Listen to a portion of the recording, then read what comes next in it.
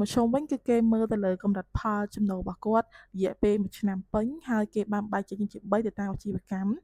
ទី1គឺប្រភេទជា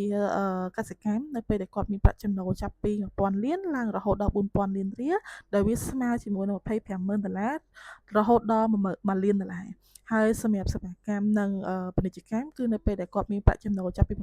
1000លានរៀលរហូតដល់6000លានរៀលដែលវាស្មើជាមួយនឹង$250,000ឡើងរហូតដល់$1លានកន្លះហើយសម្រាប់ឧស្សាហកម្មវិញឧស្សាហកម្មនៅពេលដែលគាត់មានកម្រិតផលរបរចាប់ពី1600លានរៀលរហូតដល់ទៅ8000លានរៀលដែលវាស្មើជាមួយនឹង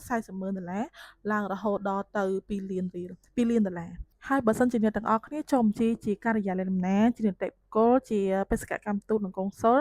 ជាស្ថាប័នរដ្ឋក៏ដោយជាសមាគមជាអង្គការអន្តរជាតិឬក៏អង្គការមិនមែនរាជរដ្ឋាភិបាលក៏សុទ្ធសឹងតែត្រូវបានចុះបញ្ជីនៅក្រោមពន្ធមធ្យមដែរ